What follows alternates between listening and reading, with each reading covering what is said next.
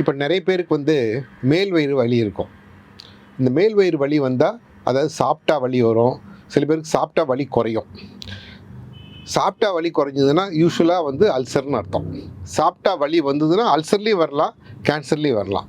இப்போ கேன்சர் வந்து ஜென்ரலாக மிஸ்நாமர் என்னென்னா, வயசானவங்களுக்கு தான் கேன்சர் வரும் அப்படின்னு. அப்படிலாம் கிடையாது. எந்த வயசில் வேணாலும் கேன்சர் வரலாம். அந்த ஸ்டமக் கேன்சர் வந்து எப்படின்னா, சில கண்ட்ரியில் ரொம்ப அதிகம். இப்போ லைக் கொரியா, ஜப்பான், இந்த மாதிரி மங்கோலியா, இந்த ஊர்லாம் வந்து ரொம்ப அதிகம். அதனால் அவங்களுக்குலாம் வந்து 40 வயசுலேயே மேண்டேட்ரி டு டூ எண்டோஸ்கோபி எல்லாம் பண்ணி ஆகணும். நம்ம ஊரில் அப்படி கிடையாது. நம்ம ஊரில் வந்து எல்லாத்துக்கும் நம்ம பண்ணுறதில்ல. யாருக்கு பண்ணுவோன்னா, சப்போஸ் ஒருத்தர் அல்சர் சிம்டமோடு வராங்க, இரஸ்பெக்டிவ் ஆஃப் தி ஏஜ். நமக்கு அல்சருக்கு இப்போ அருமையான மருந்தெல்லாம் இருக்குது. Like proton pump inhibitor, H2 blockers, அந்த மாதிரி ட்ரக்ஸ் எல்லாம் இருக்குது. ஜென்ரலாக அல்சராக இருந்தால் இந்த மருந்து சாப்பிட்டா ஒரு மாதத்தில் நல்ல க்யூர் இருக்கும். இல்லை மருந்து சாப்பிட்டும் திருப்பி வலி வரலாம்.